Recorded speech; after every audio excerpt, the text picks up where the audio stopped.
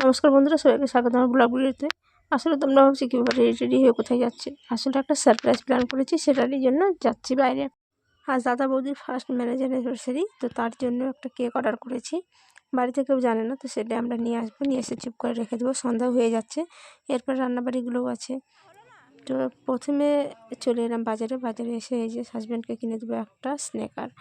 আসলে ডিউটির ওখানে ওই ফিতাওয়ালা জুতোগুলো পরে, তাই স্নেকার আর কিনতে চায় না। তো আমি তাই একটু জোর করে স্নেকার কিনে দেবো। আর এই যে চাঙ্গু পাঙ্গু কুকুর ছানাদেরকে দেখে এরা যে খুব আনন্দ, ওদের সঙ্গে গল্প করছে। তো যাই হোক, কেনাটেনা হয়ে গেল আমাদের। এবার চলে এলাম ওই কেক নিতে, যেখানে অর্ডার দিয়েছি সেই বৌদির বাড়ি। এর আগে ঢুকে পড়েছে, ঢুকে এই যে কেকটাকে দেখছে আর খুব আনন্দ পাচ্ছে। ভাবছে, দুজনে গল্প করছে রাতে কী করবে। আসলে কিছুই করা হবে না। তো যাই হোক, তোমাদের সঙ্গে শেয়ার করে দিলাম এই কেকটা কেমন হয়েছে অবশ্যই জানিও। নিয়ে টিয়ে যে বেরিয়ে পড়লাম। এখন যাব বাড়ি। আরও কিছু কেনাকাটা করার আছে, সেটা কিনে নেবো বাজার থেকে। কিনে টিনে তারপর বাড়ি যাব। আর এই যে যেতে যেতে যে দুষ্টুমি, আমরা যাচ্ছি এই পথে, ওরা উল্টো দিকে হাঁটতে হাঁটতে যাচ্ছে, পড়ে গেলে। এখন বাজে রাত 10টা, এখন কেক কাটা হবে। আসলে আমরা ছিলাম না, একটু চলে গিয়েছিলাম দিদির সাথে, বিয়েবাড়ি নেমন্তন্ন ছিল।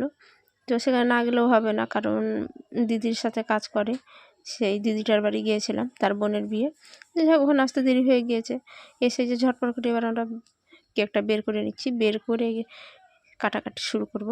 অনেক রাত হয়ে গেছে, আর বৌদিও নিয়ে গেছিলো সাথে, তাই জন্য আর কোনো প্রবলেম হয়নি। যে নিজেরাই তো করবো, দেরি হলো কোনো ব্যাপার না। ওই যে ছেলে আর পুচকি এখানে দুষ্টুমি শুরু করে দিয়েছে, কেকের সামনে গিয়ে ওরা বসে পড়েছে, বলে আমরা আগে বসবো। তো যাই হোক, আমরা বলছি যে না, এখানে বসি না, আগে মামুনি আর বাবু বসুক, তারপর তোমরা বসো। তো যাই হোক, ওরা বসে পড়েছে। এখন এখানে ছবি তোলাতুলি হচ্ছে। এই দেখো, এক একজনের ক্যামেরা বের করে ছবি তুলছে। আর আমার কাজ কি, আমি তো ব্লগ বানাবো, তাই আমি ব্লগ বানাচ্ছি। আর দেখো আমাদের কেকটা কাছ থেকে তোমাদেরকে দেখাচ্ছি। তো যাই হোক, এখন কেক কাটা শুরু হবে। এই সোনাও চলে এসছে। সোনার এই দেখো হাসি, খুব হাসি, ভাবছে বাবা রে কী হবে, এখন কেক কাটা হবে। তো যাই হোক, কেক কাটা শুরু হবে। মা চলে এলে, এর মধ্যে মা এসে একটু আশীর্বাদ দিবে বলে রেখেছিলো, সব কিছু জোগাড় করে রাখবি, আমি একটু আশীর্বাদ দেবো। তো যাই হোক, জোগাড় করে রেখেছি। এখন মা দিচ্ছে একটু আশীর্বাদ, এবার শুরু হয়ে যাবে কেক কাটার। সোনা মাঝখানে দুষ্টুমি করছে, তাই আমরা বলছি সোনাকে সরাও, ওকে সরিয়ে দাও। এখানে সোনা এত দুষ্টুমি করছে যে বলার মতো না, তাই দিদিকে বললাম ওকে একটু মোবাইল দিয়ে সরিয়ে দেন, আর কেকটা আর কাটতে দেবে না।